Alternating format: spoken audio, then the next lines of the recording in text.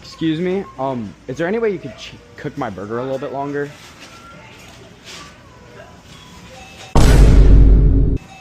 It was uncooked. It was not like. Nuh-uh.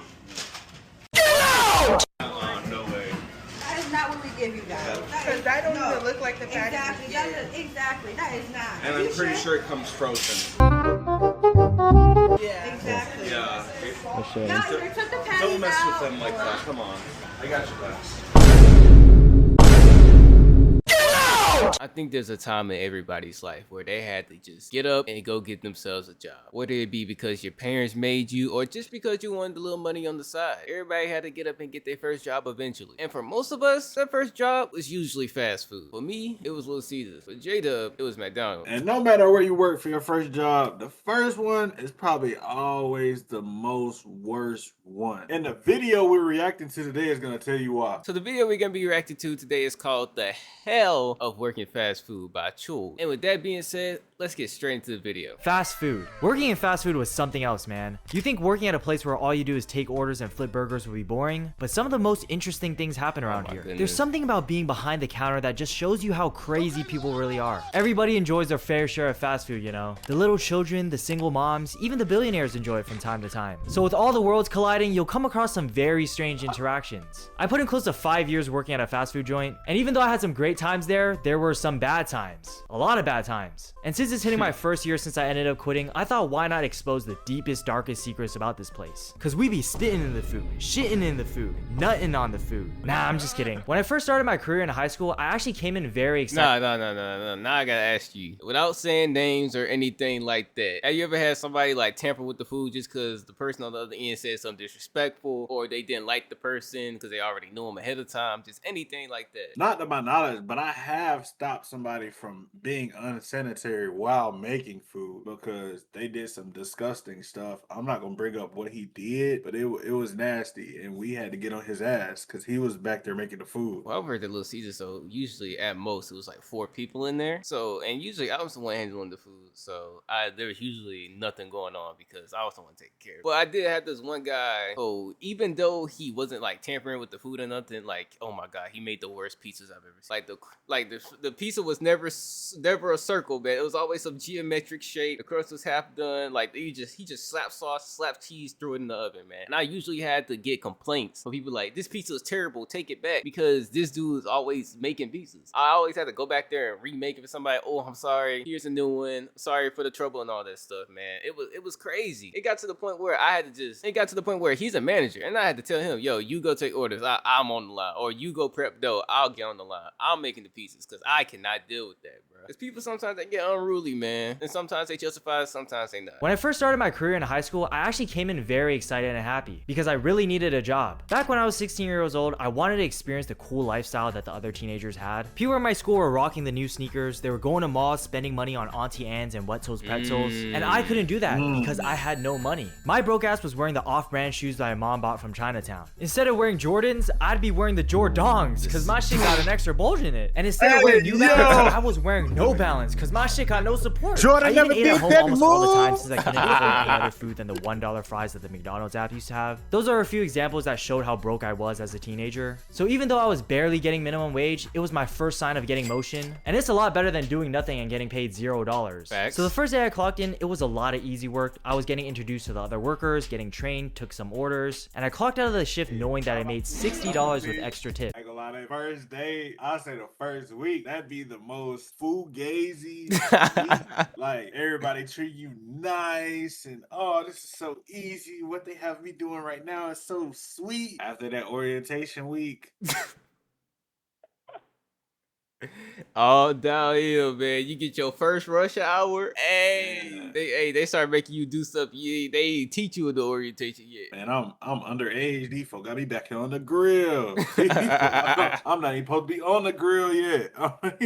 Oh my god, bro. And don't be accidentally going to thinking it's sweet and being good at your job, man. 'Cause they take notes. They take notes. Ain't gonna lie, fast food is one of them jobs. You can't do too much. You can't work too hard. You gotta gotta do like just enough. Bags. If you an overly hard worker, when somebody call out, they gonna call you because they know you overly working hard. They're like, oh, you can call him. Oh, he's always working. He's a great worker. Yeah, that's not the reputation you want to have in fast food. Right, man. And then also, like you was saying earlier, bro, that $7.25 was better than no money and no sense, bro. I ain't gonna lie, I was working minimum wage when I was at Little Caesars, bro. But them little $300 paychecks I was getting, bro. Hey, man, they made everything. I could go buy some food, man. I can buy games. I can go buy VC on 2K, bro. I was really saving up for real, for real. The only reason the reason I originally got the job was to go get the PS5. That was when the PS5 had first came out. It was super hard to get one, and I had no money, and I know my folks weren't gonna buy it, so I had to get my first job. I started flipping, making pizzas and everything, trying to stack on my bread. And I'm gonna be honest, that's how I built my first setup. Off Little Caesars money, off minimum wage, I built my first setup. I got my first desk, got my first webcam, my first set of monitors, and then eventually when I got my hands on the PS5,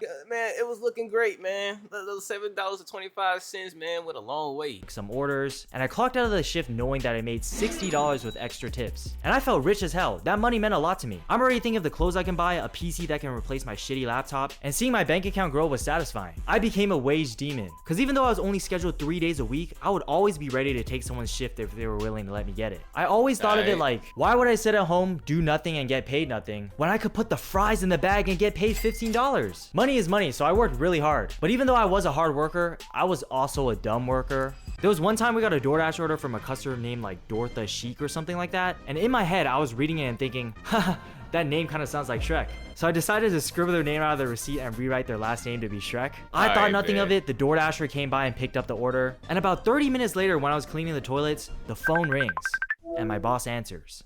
Turns out, Dortha was not happy about the little scribble I wrote. Long story short, I got yelled at, written up, and Dortha got a free meal. And looking back, that was dumb of me, that was immature, I should have done that, that was not professional. But Dortha's a fucking snitch. Another moment of my hard worker times was when I came into work all sad and crying. My high school sweetheart just transferred to ASU for college, and during the first week, I found out that she was put in a reverse Boston Crab with like 4 frat dudes. And that done ripped my heart out, but I still decided to show up for work. My boss obviously saw that I wasn't okay, so she let me take a few minutes in the break room, then gave me some tough love speech about how I gotta keep personal things out of the workspace, pretty much to suck it up and lock in. And looking back, no, bro. You could be having the worst day of your life, bro. And your manager won't care. I swear.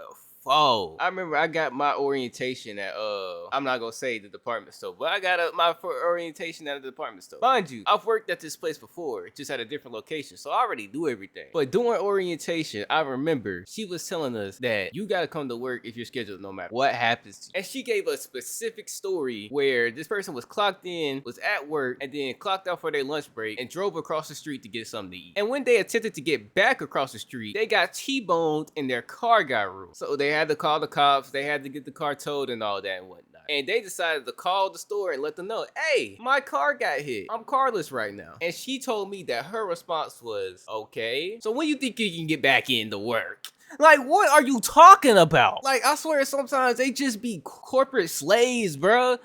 Like they just lose their humanity in some cases, bro. Like, that's why I be afraid, and I kind of feel sorry for certain people that just go too far up the corporate ladder, because I ain't gonna lie, to do that, part of your soul gotta go away. Because stuff like that is high-key inhumane. I've always been one of the people, like, I'm a firm believer in, like, I could never be a supervisor. I could never, cause it's just like that food chain of the workspace is like, it's too rough, because if you're not doing something and the people that they hire, you didn't hire those people, you're just over those people, you're set to supervise those people. If those people aren't doing what they're supposed to do, that's a bad image on you. Then your higher ups are going to get on you, you got to get on them, and now everybody in a messed up situation, everybody at the risk of getting fired, but the supervisor's going to get fired first. And that's why they be so hard. That's why it's always a toxic relationship between you and your boss. Man, you always walking around with a coworker like, man, why does this dude always bring down the neck? Because this man's job on the line, man. Like I understand why you doing it, but I just don't like nobody bring down my neck. You know I'm gonna get this done, so just trust me. If I break your trust, fire me, gang. But like, come on, bro, get off my neck. How I gotta keep personal things out of the workspace, pretty much to suck it up and lock in. And looking back again, I don't know why I didn't take that day off. It was a kind of a trend of me prioritizing the job over other things in my life, which I now realize I could have done a lot more things outside of taking orders. The honeymoon phase wears off and you catch on the strangeness of the fast food world. I mean, it's already a strange place to work when you come in and your coworker could be a dumbass high schooler like me, or a dad with 2 baby mamas. The Facts. conversations you have get very interesting. So how's it going, man? I'm okay, just studying for finals right now, so it's kind of stressful. Oh yeah, speaking about stress, I just found out I got a third baby that I didn't even know about. Ain't that crazy? And I'm over here thinking Nah, like, don't look like that. Don't act like you ain't never had a conversation with a coworker like that. Nah. I ain't gonna say I ain't gonna say I never have it, but like me being like in the blue collar space, you gonna have the most craziest conversations you ever had in your life. And I talked to a dude like he willingly knew that he had a baby with the woman he had a one night stand with. He literally said he's like, bro, that's not my baby. It might be my baby, but I don't care. I can't even go into detail, bro. Me neither. I ain't gonna lie, me neither, man. I can't. Just know they exist. even know about. Ain't that crazy? And I'm over here thinking like, yo, we both work at this McDonald's type of job, man. I'm cool with my wage because I don't got expenses like that. But how are you living off your McDonald's wage while supporting 3 children? I don't know how they do it, but they do. Like some of the workers at my place are there from morning to closing every single day. They practically live there. When I get scheduled for random days throughout the week, I would still see them. It's a very tough life they got, but respect to them for doing the full morning and night shift. Now for those who also worked in fast food, let me know if you guys agree with this, but the morning shift is always superior to the night shift. The night shift is in the middle of the day. You can't really schedule things to do in the morning. You got more customers to deal with because people go out for dinner and late night meals. And after you already close, you got even more cleaning to do to prepare for the next morning. If you work the morning shift, everything is ready to go. Stuff is in stock, tables are clean. All you really gotta do is unlock the door, turn on the store lights, and you're good to go. And after your shift is done, the sun is still out and you can spend the rest of your day doing something else. The only problem about mornings is that it's less busy, so it's more slow, and the shift indirectly feels longer, but overall, it's significantly less work and less customers to deal with. But speaking about customers, let's talk about them. Because a fast food spot wouldn't be fast food without them. First of all, shout outs to the customers who are nice and friendly. I appreciate you and your kindness. But for the rest of y'all, it feels like some of y'all's brains fell out of your head. People can be regular functioning human beings, doing their taxes, driving, graduating from Yale, but the moment they stand in front of a cash register to place an order, they just start losing brain cells. I came into this customer fast food service work being optimistic and ready to help people, to realizing some people can't be helped. Sometimes a conversation would go like this. Excuse me, what's on the chicken plate? It's grilled chicken thighs served with rice. Oh, okay. But what's on the beef plate? It's beef served with rice. Oh, okay. So, what's on the chicken and beef plate? Like, bro, I'm smiling on the outside but dying. Nah, bro, cause this is accurate, bro. Yo, what's on the pepperoni pizza? Pepperoni. Yeah, that's why when I worked at McDonald's, I was like on fries or doing like I was making the burgers or something. Because being on the counter or the drive-through, bro, I cannot deal with people. It usually be like the older people. They will like get to the window, look like, hey, do y'all have chicken burgers? Like, don't even know what's on the menu. It was one old man. He came to the window like every 2 weeks. He come to the window ask for a Whopper at McDonald's. Like, come on, cuz you gotta know. You can't be this oblivious to the fact that you're at McDonald's. Beef plate. Like, bro, I'm smiling on the outside but dying on the inside. This has to be rage bait. There's something you can do called reading, man. And I don't know if I'm nitpicking at this point, but sometimes when there's a super long line and you're in the back waiting to order, I assume that you already know and decided on what you're gonna get. But when it's finally their turn, the customer gets confused on what we even sell. Like, our menu is super simplistic. At the end of the day, we serve meat with rice. That's kind of it. There's not a lot to choose from. This part doesn't bother me as much, but it's when I help them out with their order, and when they get their food, they're confused on what they ordered. Excuse me, yeah? Why is there salad in my order? You ordered the chicken salad, sir. Oh, I didn't know it was gonna have salad. Could I change my order? These customers are really testing my patience. I remember this one time there was actually a deal at my store where there was a $5 off $20 for online orders only. And some guy calls our store since they have trouble using the discount code. So I call our big boss, tell him about the situation, and he's like, okay, put in his order in our own system and throw in the $5 discount. So I get back to the customer. I tell him, yo, if the online code isn't working, just tell me what you want to order. We'll put it in our in-person system and throw in the $5 discount. So he tells me his order, I put in the discount, the problem is solved. Then 5 minutes later, the guy calls back. Actually, I'm gonna pick it up at another location. Can you tell the other store I'm picking it up there? Oh my god. Okay, so this guy made me do twice the amount of work. Our stores do not have telekinesis. First of all, now I gotta cancel his order in our own location. Then next, I gotta call the other store, tell him about the whole online discount doesn't work situation. Then tell the other store what he wants to order with his specific adjustments to give him a $5 discount. And even though it was annoying, what can I say? I'm a helpful ass dude. I contacted the other store, told them the situation, problem solved. I ended my shift happy that I helped someone out. But then he calls back again, and my coworker answers. And the guy starts yelling at my coworker. There was probably some miscommunication going back and forth with my boss, the customer, the the other store, but I gave up. I did the best I could do, and some customers just can't be helped. Mind you, there was no thank you that came out of his mouth during the whole time I was helping him out. I don't blame the customer for why the $5 discount wasn't working online, but why do you gotta make it so hard for us workers, man? He could have just went to our store and the problem would have been solved, because I would have been there to help him out. That's all I gotta say. I don't know how it is with the customers nowadays, but I feel like it's gotten worse since I left. I see the recent trends going on with messing with the fast food workers, saying ninja after every sentence. Hey, thanks for choosing Starbucks. What can I get started for you? Can I get an iced chai latte, nigga? An iced chai? Anything else for you? Yeah, nigga. I'm sorry, you can't talk to our baristas that way. They put too much cheese. These folks trolling so bad. Nah, bro. I pray that I never have somebody I know work fast food and be the victim of a Will Kelly or any social media guy who just trying to get clout off embarrassing somebody. People who like do stuff like this, people who go behind the counter, people who, you know, this is random trends just to get a few likes and views on TikTok, man. Those people are insane, bro. I can understand harmless praise, but doing stuff that might jeopardize somebody's job, that's when it crosses the line. I can't take something that would put me in a light that would risk my job. That's where I draw the line. I ordered extra cheese, but this is just a little too much. I don't do good with dairy. This is just like way too much. Can I get a new burger or not? Okay, I'm not gonna lie. I wish someone did that while I was still working there, because that would make my day. Near the end of my fast food career, I eventually only worked 1 day a week during the weekends, and now I switched to working on YouTube videos on the weekends, so I have to thank you guys for making that possible. But anyway, if you guys want to hear more fast food stories, like and subscribe and tell me in the comments. Before we get out of here, man, you got any crazy fast food stories you want to tell, man? Oh my God. It was me and my boy Isaac. We was closing. And that man, he had been working like crazy overtime. It was when we was in high school. I think we were junior. He had been working crazy overtime. He was like stupid tired. And we was working. And you know, the main thing at McDonald's, the ice cream machine is always down. Today, it was down.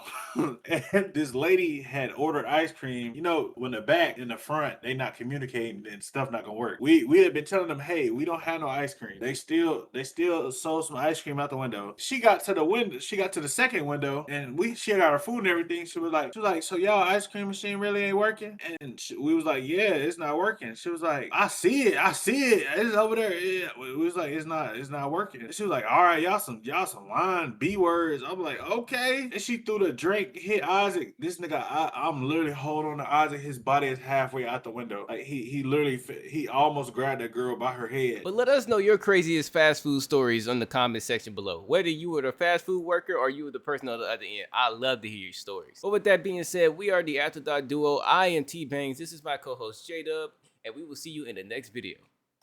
Peace.